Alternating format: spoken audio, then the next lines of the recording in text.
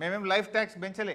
ఆటోలకు పన్ను రద్దు చేసినాం, ట్రాక్టర్లకు పన్ను రద్దు చేసినాం, ట్రాక్టర్ టైలర్లకు పన్ను రద్దు చేసినాం. మేమేమో పేదలకు ఉపశమనం కలిగించాం. కానీ మీరేం చేస్తున్నారు? పేదల మీద పన్నులు వేస్తా ఉన్నారు. 10 ఏళ్ల బీఆర్ఎస్ పాలనలో ఈ ట్రాన్స్పోర్ట్ డిపార్ట్మెంట్ లో పేదలకు మేము ఎంతో ఉపశమనం కలిగించాం. అది రైతులు వాడే ట్రాక్టర్లు కావచ్చు, పేదలు వాడే ఆటోలు కావచ్చు, గూడ్స్ ఆటోలు కావచ్చు. పన్నులు తగ్గించింది మేము, పన్నులు వేసింది మీరు. ఇలా గమనిస్తున్నారు అందరు కూడా. అసెంబ్లీలో మేము పన్నులు పెంచమంటున్నారు, కానీ అసెంబ్లీ అయిపోయిన తర్వాత దొడ్డిదారిన అడ్డగోలుగా పన్నులు పెంచుతూ ఉన్నారు, ప్రజల మీద భారం వేస్తూ ఉన్నారు.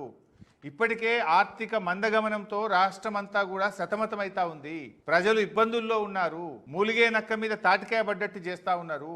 దయచేసి పేద మధ్యతరగతి ప్రజల మీద వేసిన ఈ 2000 కోట్ల రూపాయల పన్నుల భారాన్ని ఉపసంహరించుకోవాలని బీఆర్ఎస్ పార్టీ పక్షాన్ని డిమాండ్ చేస్తూ ఉన్నాం. ఎందుకంటే ఇప్పటికే డిఫ్లేషన్తో బాగా ఇబ్బంది ఉంది, మీరు కూడా గమనిస్తున్నారు. అంటే ఈ రేవంత్ రెడ్డి యొక్క తుగ్లక్ చర్యల వల్ల, వీళ్ళ పిచ్చి పనుల వల్ల ఏం జరిగింది? అనేక ఇబ్బందులు ప్రజలు ఎదుర్కొంటున్నారు.